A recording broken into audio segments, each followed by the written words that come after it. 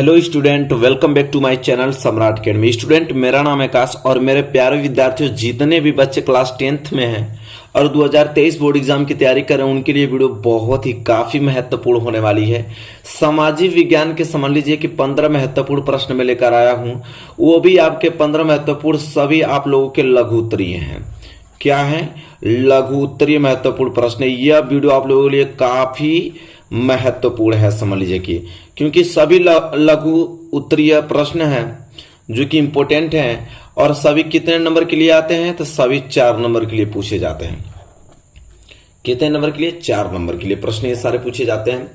और आज की वीडियो में हम 15 महत्वपूर्ण प्रश्न डिस्कस करेंगे। बहुत अच्छे प्रश्न में लेकर आया हूं, तो वीडियो को पूरा देखना है आप लोगों को। और वीडियो को लाइक नहीं किए तो वीडियो को लाइक कर दीजिए अभी जस्ट, और चैनल पर नया है तो चैनल को सब्सक्राइब कर लीजिए। पूरा अच्छे तरीके से हम लोग पढ़ने वाले हैं, एक एक क्वेश्चन पे डिस्कस करने वाले हैं। तो क्वेश्चंस को पूरा देखिएगा और नोट कर लीजिएगा इस क्वेश्चन को में, ठीक है। एक कॉपी बना लीजिए, उन क्वेश्चनों को नोट्स करके सिर्फ उन्हीं क्वेश्चनों की प्रैक्टिस करके आपको एग्जाम में पहुंचना है। तो चलिए मेरे प्यारे विद्यार्थी, क्वेश्चन नंबर पहला स्टार्ट करते हैं। चलिए देखते हैं क्वेश्चन नंबर पहला। क्वेश्चन नंबर पहला देखिए, कह रहा है कि गांधी जी ने असहयोग आंदोलन क्यों स्थगित कर दिया। बहुत ही प्यारा प्रश्न है कि गांधी जी ने असहयोग आंदोलन क्यों स्थगित कर दिया। तो चलिए जानते हैं उत्तर के माध्यम से कि गांधी जी ने असहयोग आंदोलन क्यों स्थगित किया। तो लिखेंगे कि 5 फरवरी 1922 को उत्तर प्रदेश के गोरखपुर जिले के चौरी चौरा नामक एक छोटे से गांव में असहयोग आंदोलन के दौरान एक जुलूस निकाला जा रहा था। इसका नेतृत्व कर रहे लोगों पर पुलिस के जवानों ने लाठीचार्ज कर दिया। कह रहा है कि 5 फरवरी था और 1922 5 फरवरी 1922 को उत्तर प्रदेश के गोरखपुर जिला है चौरी चौरा नामक, वहां से एक छोटे से गांव में जो असहयोग आंदोलन के दौरान एक जुलूस निकाला जा रहा था और इसका नेतृत्व जितने भी लोग कर रहे थे ना, तो पुलिस के जवानों ने लाठी चार्ज कर दिया उनपे, और जिससे भीड़ जो हो गई आक्रोशित हो गई। भाई आप पे लाठी चार्ज होगा तो आप तो गुस्सा हो ही जाएंगे, तथा उसने पुलिस बल पर हमला कर दिया। जब वो सारे उन पे हमला हुआ तो आक्रोशित हो गए और फिर वो पुनः क्या किए सब कि पुलिस पर हमला कर दिए। अब पुलिस के जवान अपनी जान बचाने को थाने में छिप गए, ठीक है। जब पुलिस पर हमला हुआ तो सारे पुलिस अपना जान बचाने के लिए थाने में छिप गए। प्रदर्शनकारियों ने थाने को घेर कर जला दिया, जिसमें एक थानेदार और 22 पुलिस के जवान जलकर मर गए। इस घटना से गांधी जी अत्यंत दुखी हुए और उन्होंने असहयोग आंदोलन को वापस लेने की घोषणा कर दी। गांधी जी के इस निर्णय की अनेक नेताओं ने आलोचना की, किंतु गांधी जी अपने निर्णय पर अडिग रहे।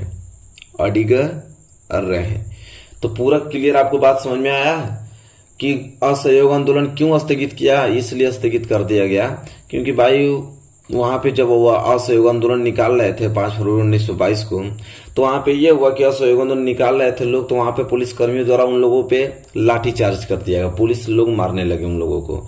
मारने के बाद वहां पे जितने भी भीड़ थी सब आक्रोशित हो गई, सब गुस्से में आके और वो पुनः उन लोगों पे लाठी चार्ज कर दिया। अब वहां पे थाने को पूरा घेर कर और जला दिया, जिसमें 22 पुलिस के जवान और एक थानेदार की मृत्यु हो गई। इसी घटना को देखकर जो गांधी जी बहुत दुखी हुए और उन्होंने सोचा कि नहीं, अब असहयोग आंदोलन को हम क्या करते हैं, स्थगित करते हैं।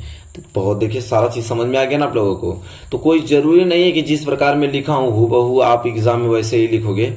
सामाजिक विज्ञान का मतलब कि कहानी के अनुसार समझना होता है और अपने तरीके से एक्सप्लेन करके आप लोगों को एग्जाम में लिख लेना होता है। चलिए पहला प्रश्न क्लियर हुआ ना अच्छे तरीके से। चलिए आइए क्वेश्चन नंबर दूसरा देखिए। क्वेश्चन नंबर दूसरा है कि ब्रेटन वुड्स समझौते का क्या अर्थ है। बहुत प्यारा प्रश्न है कि ब्रेटन वुड्स समझौते का क्या अर्थ है, आइए जानते हैं। तो उत्तर है कि 2 विश्व युद्धों के पश्चात वैश्विक स्तर पर आर्थिक अर्थव्यवस्था को सुनिश्चित करने के उद्देश्य से कुछ महत्वपूर्ण निर्णय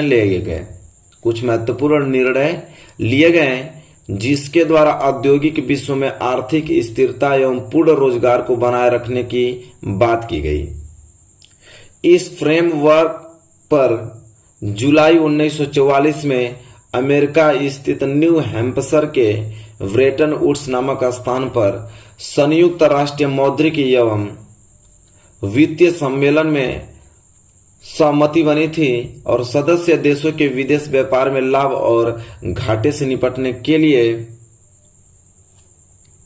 ब्रेटन वुड्स सम्मेलन में ही अंतर्राष्ट्रीय मुद्रा कोष की स्थापना की गई। अब देखिए ब्रेटन वुड्स समझौते का क्या अर्थ है, तो पूरा हमने डिटेल में यहां से लेके यहां तक लिखा है। ठीक है, तो ये क्वेश्चन हो गया ब्रेटन वुड्स समझौते का क्या अर्थ है। तो सेम आप लोगों को इसी तरह उतार के एक दो बार पढ़ के और इसे याद करने का क्या तरीका है, तो इसमें अपना एक एक कुल्लू आप लोग याद कर लीजिएगा। जैसे 1944 में अमेरिका स्थित न्यू हैम्पशायर के ब्रेटन वुड्स नामक की स्थापना पर जो संयुक्त राष्ट्रीय मौद्रिक एवं वित्तीय सम्मेलन में सहमति बनी थी, यह पॉइंट महत्वपूर्ण है, इसको आप लोगों को याद कर लेना है। ये आगे की लाइन याद कर लेना है कि 2 विश्व युद्धों के पश्चात तो वैश्विक स्तर पर आर्थिक अर्थव्यवस्था को सुनिश्चित करने के लिए उद्देश्य से कुछ महत्वपूर्ण निर्णय लिए गए। तो जो महत्वपूर्ण पॉइंट एक दो पॉइंट इसमें से आप लोगों को छाटकर उसको याद करके उसको इंक्लूड करके लिख देना है।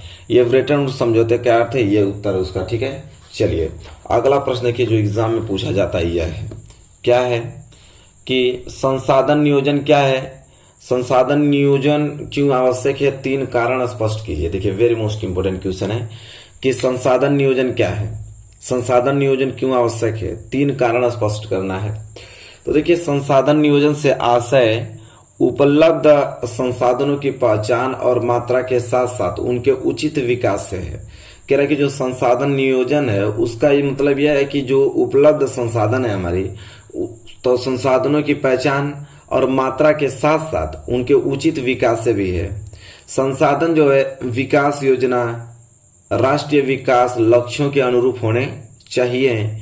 भारत में संसाधन विशाल मात्रा में उपलब्ध है, हमारे भारत में जो संसाधन है वो विशाल मात्रा में उपलब्ध है, लेकिन उनका विकास अपर्याप्त है या उन्हें असमान रूप से वितरित किया जाता है।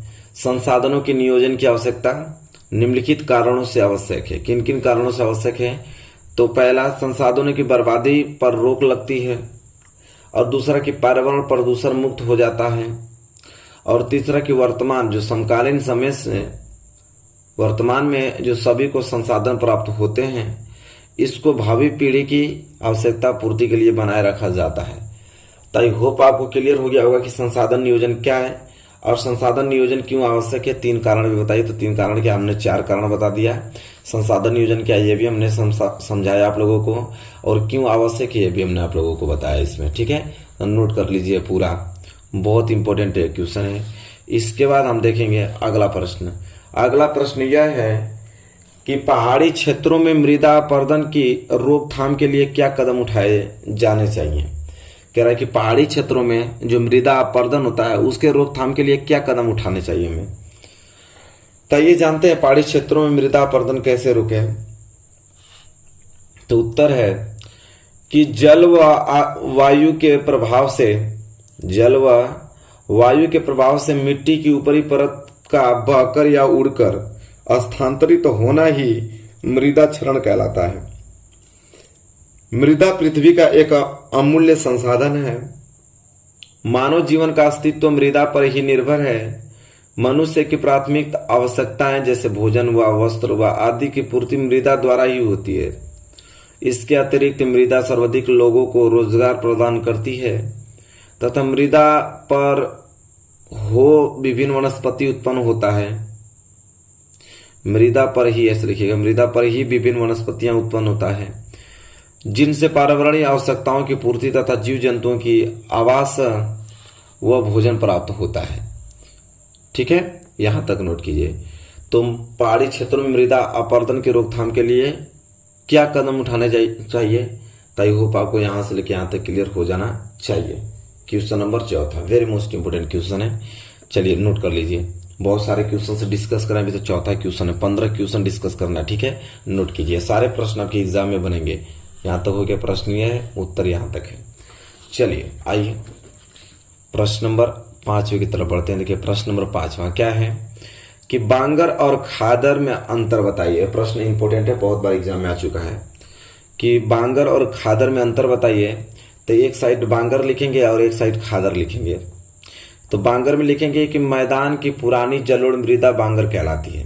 जो मैदान की पुरानी मिट्टी है उसे जलोढ़ मृदा ही बांगर कहलाती है। और खादर यह नई तलछट द्वारा निर्मित होता है। खादर बांगर में दूसरा पॉइंट लिखेंगे कि यह मैदान का ऊंचा भाग होता है जहां नदियों के बाढ़ का जल नहीं पहुंचता है। और खादर में कि यह मैदान का निचला भाग होता है जहां प्रतिवर्ष बाढ़ का जल पहुंचता है। इसके बाद तीसरा है कि वह अपेक्षाकृत कम उपजाऊ मृदा होती है, मतलब इसमें मिट्टी में कम उपजाऊ मतलब अपेक्षाकृत कम मृदा होती है। तो यहाँ पे मतलब कि खादर के अनुसार देखा जाए तो यहाँ पे उपजाऊ कम होगी, ऐसी मृदा होती है। और खादर में वो अपेक्षाकृत अधिक उपजाऊ मृदा होती है। इसके बाद क्योंकि जल पहुंच जाता है तो वहाँ पे फसल अच्छी होती है। फिर देखिए बांगर में इस मृदा में कैल्शियम की मात्रा अधिक पाई जाती है। बांगर की मृदा में कैल्शियम की मात्रा अधिक पाई जाती है। और खादर में तो इस मृदा में तलछट के जमाव में भिन्नता देखने को मिलती है, अलग अलग वहां पे देखेंगे तो मात्रा मिलती रहती है खादर में। तो चार हमने अंतर दिखा दिया आप लोगों को, एक बार नोट कर लीजिए। प्रश्न है 4 अंतर बांगर में, 4 अंतर खादर में। क्लियर हो गया? चलिए प्रश्न नंबर 6 वेरी मोस्ट इंपोर्टेंट प्रश्न क्या है कि भारतीय वनों की प्रमुख विशेषताओं का वर्णन कीजिए। कह रहा है कि भारतीय वनों की प्रमुख विशेषता का वर्णन कीजिए। तो चलिए देखते हैं, बहुत इंपॉर्टेंट क्वेश्चन है, इस बार भी आया था। तो भारतीय वनों की प्रमुख विशेषताएं निम्नलिखित हैं, कौन कौन? तो पहला, विभिन्न प्रकार के वनों की उपलब्धता। विभिन्न प्रकार के वनों की उपलब्धता, इसमें लिखेंगे कि भारत की भौगोलिक एवं जलवायु विविधता तथा उच्चावच के कारण विभिन्न प्रकार के वन पाए जाते हैं और इनमें उष्णकटिबंधीय वर्षा वन, उष्णकटिबंधीय पर्णपाती वन, शंकुधारी वन तथा अल्पाइन वन प्रमुख हैं। ठीक है, ये अलग अलग प्रकार की वन पाए जा रहे हैं इसमें। ठीक है, आई होप आपको क्लियर हो गया होगा विभिन्न प्रकार के वनों की उपलब्धता। इसके बाद दूसरा है आर्थिक रूप से संपन्न वन संपदा। अब आर्थिक रूप से संपन्न और वन संपदा क्या है? तो भारतीय वनों में आर्थिक रूप से लाभदायक वन संपदा पाई जाती है। वनों से इमारती लकड़ी, औद्योगिक कच्चा माल और औषधियों आदि पर्याप्त मात्रा में प्राप्त होती हैं। तो ये तो दूसरा हुआ आप लोगों का विशेषताएं। तीसरा क्या है? तीसरा है पर्णपाती वनों की अधिकता। तो भारतीय वनों में सर्वाधिक क्षेत्र पर उष्णकटिबंधीय पर्णपाती वन फैले हैं। ये वन शुष्क ऋतु में अपनी पत्तियां गिरा देते हैं।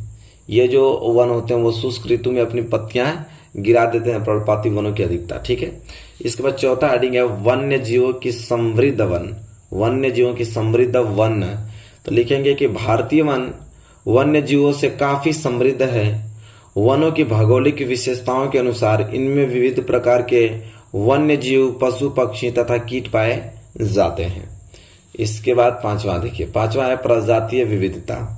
प्रजातीय विविधता, भारतीय वनों में विभिन्न प्रकार के वृक्षों की तथा पादपों की प्रजातियां पाई जाती हैं जो कि जैव विविधता को प्रोत्साहित करती हैं। तो 5 पॉइंट हमने आप लोगों को बताया, पांचों आप नोट कर लीजिए।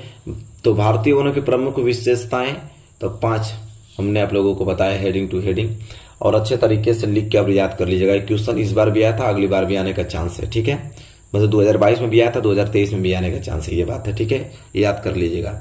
इसके बाद अगला प्रश्न आपका 7वां क्या है? 7वां प्रश्न है कि दामोदर घाटी परियोजना के 3 लाभों का उल्लेख कीजिए। कह रहा है कि जो दामोदर घाटी परियोजना है उनके 3 लाभ आपको बताने, वेरी मोस्ट इंपोर्टेंट है। आइए देखते हैं दामोदर घाटी परियोजना के 3 लाभ। तो उत्तर में लिखेंगे कि दामोदर घाटी परियोजना के 3 लाभ निम्नलिखित हैं, कौन कौन भाई साहब?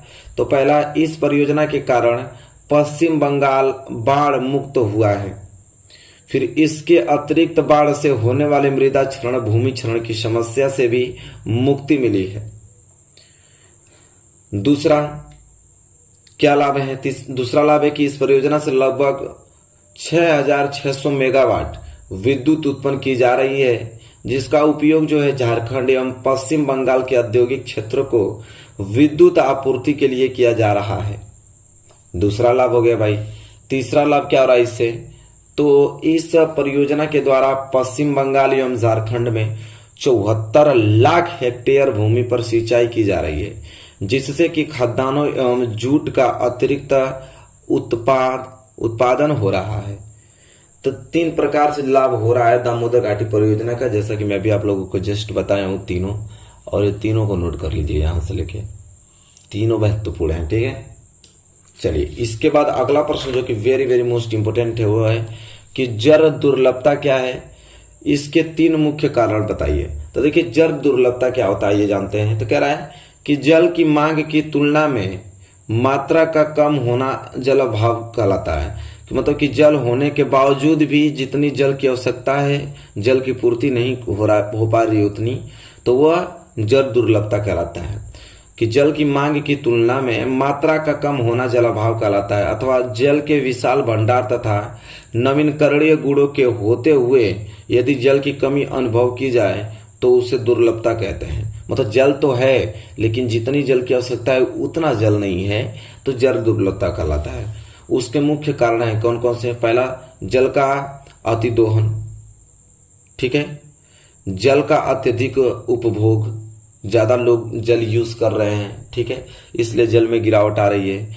जल संसाधनों का असमान वितरण और जल का प्रदूषण। तो यह टॉपिक है जल दुर्लभता का। तो आई होप क्लियर हो गया होगा। वेरी वेरी मोस्ट इंपोर्टेंट ये क्वेश्चन है और यह जरूर एग्जाम में पूछा जाएगा, तो इसको जरूर से हम नोट कर लें। इसके बाद अगला प्रश्न नंबर 9। प्रश्न नंबर 9 है कि भारतीय कृषि की किन 3 समस्याओं का वर्णन कीजिए। कह रहा है कि भारतीय कृषि की 3 समस्याओं का वर्णन कीजिए। तो लिखेंगे कि भारतीय कृषि की समस्या उत्पादकता के प्रमुख कारण निम्नलिखित है। कौन कौन? पहला, कृषि की वर्षा पर निर्भर। जो हम लोग की भारतीय कृषि है वो हमेशा वर्षा पर निर्भरता करती है, कृषि की वर्षा पर निर्भरता। फिर कृषि जोतों का छोटा आकार, उसको जितना अच्छे से जोता जाए उस पर डिपेंड करती है। और कृषि की पारंपरिक तकनीक, ठीक है, कि किस तकनीक से आप जोत पा रहे हैं उसको।